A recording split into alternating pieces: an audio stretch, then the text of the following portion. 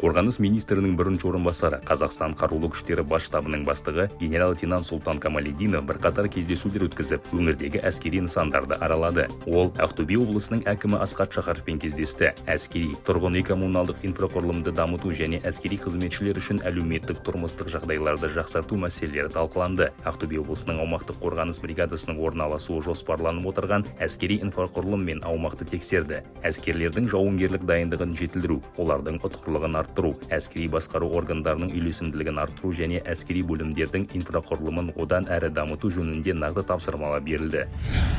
Қонаев және Жетісу гарнизондары десанттық шабуылдау әскерлерінің бөлімшелері оқу дабылы бойынша көтерілді. Талдықорғанда десантшылар бөлімшелердің орналасу пунктінде оқу жауынгерлік тапсырмаларды орындады. Сонымен қатар Қонаев гарнизоны 32-363 әскери бөлімінің 50-ден астам сарбазы, келісімшарт бойынша әскери қызметшілері мен офицерлері Алматы қаласынан батысқа қарай Ақтөбе қаласына көшірілді. Мақсат әскери басқару органдарының ұтқырлығын, жауынгерлік әзірлігін және үйлесімділігін тексеру.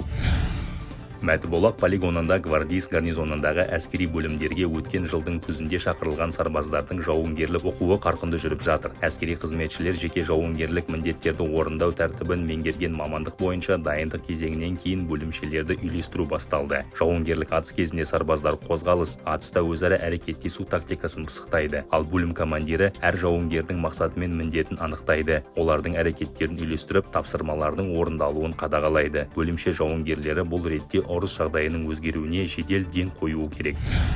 Астанада ауған соғысының ардагерлері қарулы күштердің мемлекеттік әскери тарихи мұражайына өз командирінің естелік кітабын тапсырды. Тәуелсіз Қазақстанның халық батырлары республикалық бірлестігі кеңесінің төрағасы, халық қаһарманы отставкадағы генерал-лейтенант Бақытжан Ертаев пен отставкадағы генерал-майор Әлімжан Ерниязов әскери мұражайға Ауғанстан Республикасындағы кеңес әскерлерінің шектеулі контингенті 66-шы жекеленген мотоатқыштар бригадасы командирі отставкадағы генерал-лейтенант Олег Смирновтың естелік кітабын салтанатты түрде табыс етті. Мемлекеттік әскери тарихи мұражайдың бастығы Ләззат Әлжан қонақтарға мұражайға бағалы сыйлық бергені үшін алғыс білдіріп, алғыс хатпен марапаттады. Қорғаныс министрлігінің ақпараттық түсіндіру тобы еліміздің оңтүстігінде жүр. Қорғаныс ведомствосы ақпараттық десантының егемен елдің ертеңі айбынды жастар акциясы аясында іс-шаралары Жамбыл, Түркістан облыстары мен Шымкент қаласын қамтиды. Елордалық делегация құрамына тәрбие және идеологиялық жұмыс, әскери білім және ғылым департаменттерінің өкілдері, қарулы күштер мемлекеттік әскери тарихи мұражайының қызметкерлері, ұлттық әскери патриоттық орталықтың шығармашылық тобы және Қазақстан Республикасы ұлттық ұланының ән-би ансамблінің хоры кірді.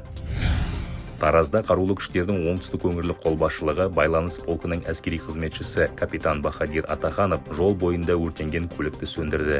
Капитан Бахадир Атаханов жеке автокөлігімен Сейфуллин Аль-Фараби көшелерінің қиылысындағы бағдаршамның қызылына келіп тоқтаған болатын. Кенет жанындағы Жигули маркалы автокөліктен өрт шыққан байқайды. Офицер еш абдырамастан көлігінен өрт сөндіргішті алып көмекке жүгірді. Нәтижесінде капитан Бахадир Атаханов қысқа уақыт ішінде жалынды сөндіріп, болуы ықтимал қайғылы салдардың алдын алып қалды.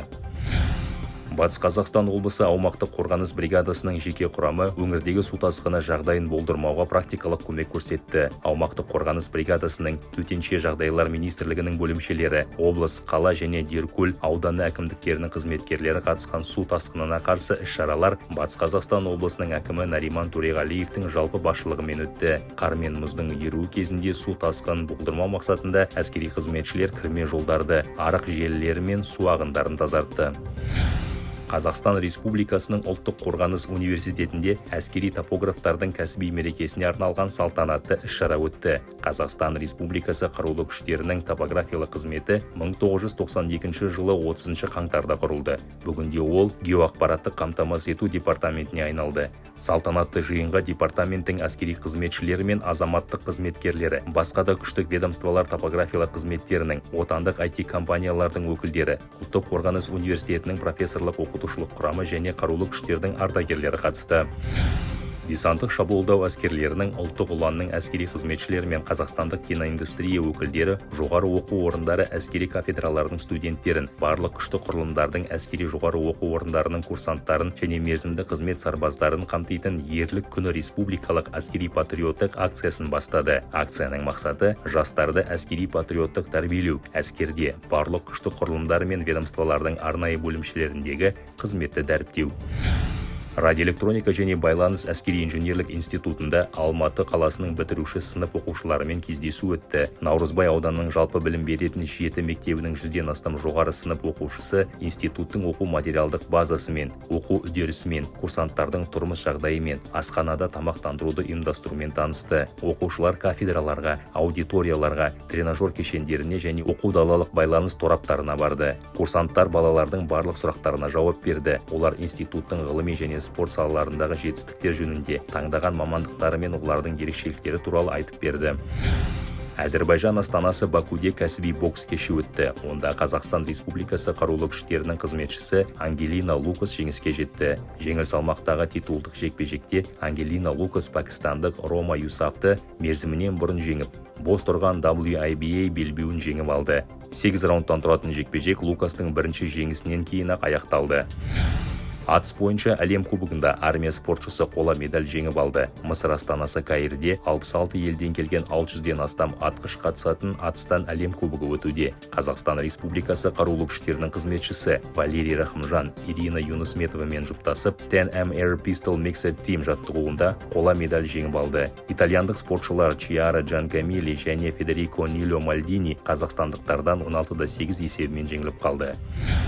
Ақтау гарнизоны теңіз жаяу әскерлері бригадасының спорт кешені базасында Батыс өңірлік қолбасшылығы әскерлері қолбасшысының ауыспалы кубогы үшін армиялық қоян-қолтық ұрыстан чемпионат өтті. Оған 9 салмақ дәрежесінде бақ сынаған Ақтау, Ақтөбе, Орал, Атырау және Бейнеу гарнизондарының 90-ға жуық әскери қызметшісі қатысты. Чемпионаттың жеңімпаздары мен жүлдегерлері грамоталармен және бағалы сыйлықтармен марапатталды.